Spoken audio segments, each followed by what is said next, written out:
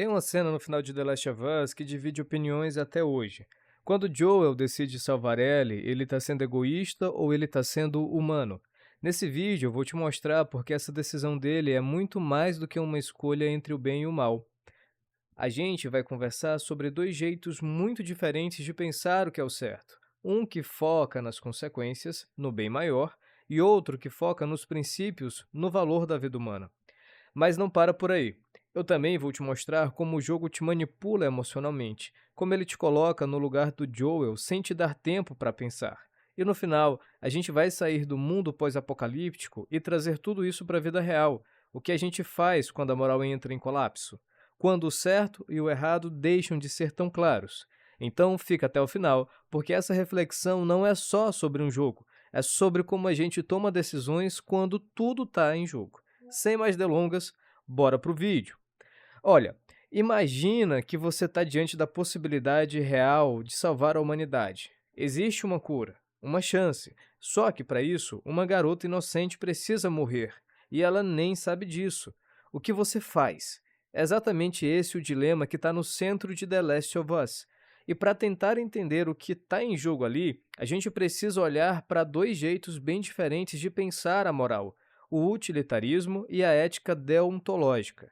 Calma que não vai ser aula chata aqui, eu te prometo. Vamos direto ao ponto, beleza? Ó, o utilitarismo parte da ideia de que o certo é aquilo que gera o maior bem para a maior quantidade de pessoas. É como se fosse uma conta. Se uma vida pode salvar milhões, então o sacrifício vale a pena. É por isso que os vagalumes acreditam. Ellie é a chave para uma cura que pode pôr o fim à pandemia. Então, por mais duro que seja, ela tem que morrer. Na lógica deles, essa escolha é difícil, mas é moral, porque o foco está na consequência final, a salvação de toda a humanidade. Do outro lado, vem o que a gente chama de ética deontológica. Aqui o que importa não é o resultado, mas os princípios, as intenções. As regras que a gente não pode quebrar, mesmo que pareçam funcionar a nosso favor. Joel age dentro dessa lógica, ainda que não tenha lido Kant na vida.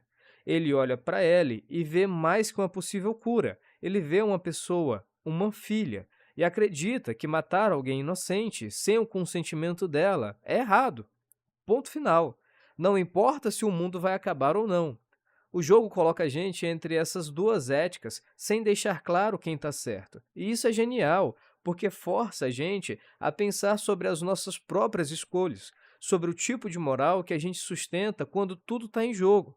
Mas o mais doido de tudo é como o jogo manipula a nossa percepção sem a gente nem perceber.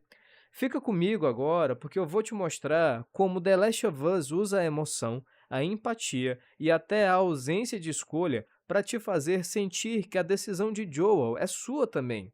E aí, meu amigo, a coisa fica pessoal. Agora pensa comigo. Você passou horas acompanhando Joel e Ellie, vendo a relação deles crescer, quase como pai e filha. Você viu os dois se salvando um ao outro, criando vínculos num mundo onde nada mais parece fazer sentido. E aí, quando chega o momento mais tenso do jogo, você não tem escolha. O controle está na sua mão, mas a decisão já foi tomada. Você vai matar os médicos, vai tirar Ellie dali, vai condenar talvez o resto do mundo. E é aí que entra o peso real da narrativa. The Last of Us não só mostra uma escolha, ele faz você viver as consequências dela. O jogo não te dá liberdade, mas te dá envolvimento. Ele te faz sentir a moralidade na pele, de um jeito que nenhuma discussão teórica faria. Você não está só julgando o Joel, você é o Joel. E de repente, aquilo que talvez parecesse um absurdo, sacrificar a chance de salvar a humanidade por uma única pessoa, começa a fazer sentido. Por quê? Porque você se importou, porque você viu humanidade em Ellie. E isso é algo que vai muito além do certo e errado no papel. É sobre afeto, é sobre vínculo. E nesse ponto, o jogo te pega de jeito. E tem mais. Essa escolha nem foi de verdade sua, mas mesmo assim você se sente responsável. Isso diz muito mais sobre como a narrativa foi construída para te deixar emocionalmente comprometido. Você não decide, mas você participa.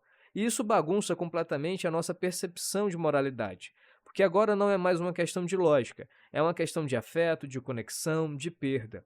E quando o amor entra na jogada, as linhas entre certo e errado ficam bem mais borradas.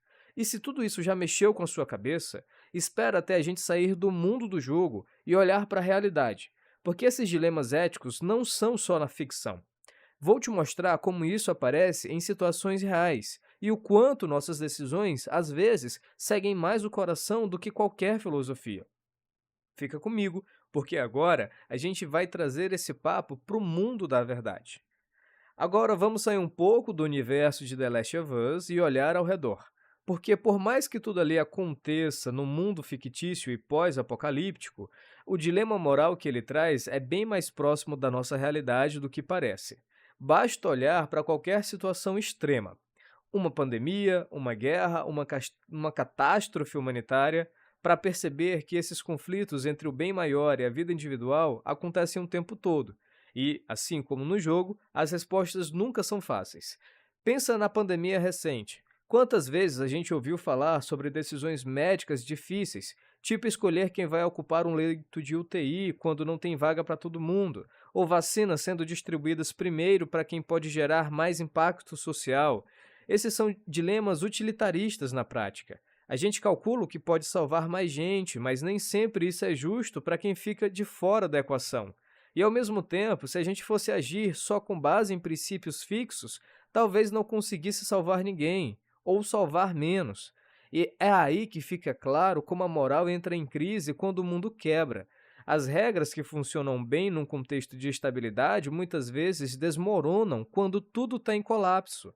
E nessas horas, a gente percebe o quanto nossos sistemas éticos são frágeis, o quanto nossas decisões são influenciadas por medo, urgência, emoção, e não é só por razão ou teoria.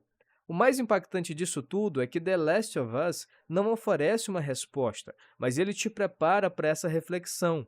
Ele joga uma lente em cima de algo que é real.